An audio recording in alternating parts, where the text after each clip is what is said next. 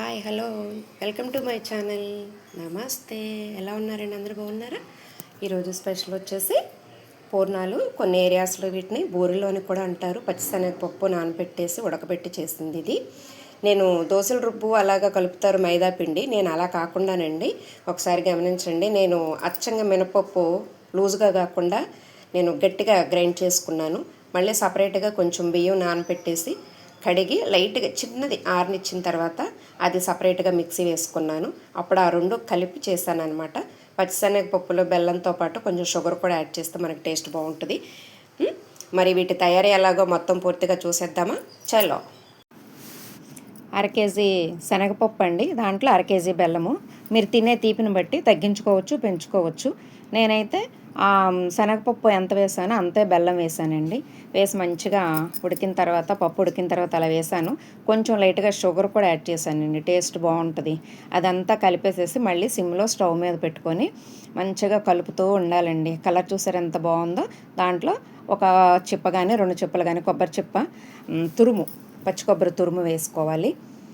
చూడండి ఎంత బాగుందో అసలు, పచ్చగాను వైట్గాను. అలా దగ్గరికి అయిన తర్వాత అండి, మనం వంటలు చేసుకునే ముందుగా యాలకుల పౌడర్ అండి.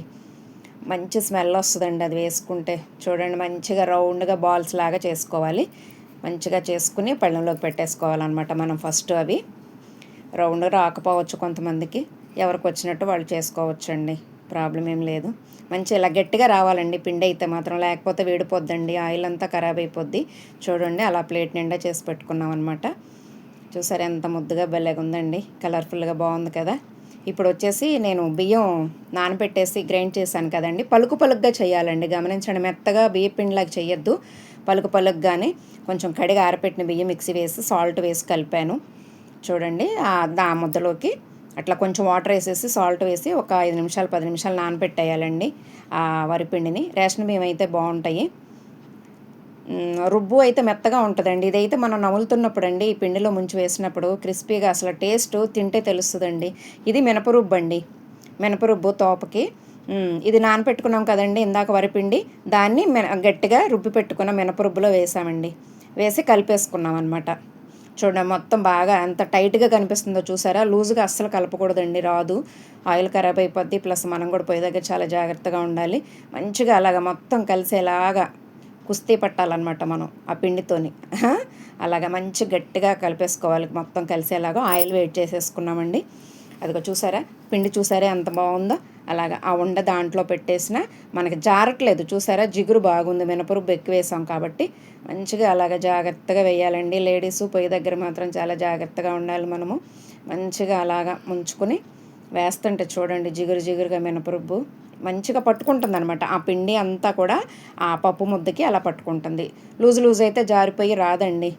చక్కగా మంచిగా జాగ్రత్తగా వేసుకోవాలి ఎలాంటి వంటలు చేసేటప్పుడు మాత్రం మనము కేర్ఫుల్గా ఉండాలి, లేకపోతేనో చేసినంతా వేస్ట్ అయిపోద్దండి. ఇవే కొలతలతోని జాగ్రత్తగా చూస్ చేసుకోవాలి మనము. ఇంకా అలాగా అన్ని వండలు కూడానండి దాంట్లో అలాగ పెట్టుకొని మంచిగా వేసేసేయాలండి. దాన్ని నిండా వేసుకొని గోల్డెన్ కలర్లోకి వచ్చిన వరకు కూడాను.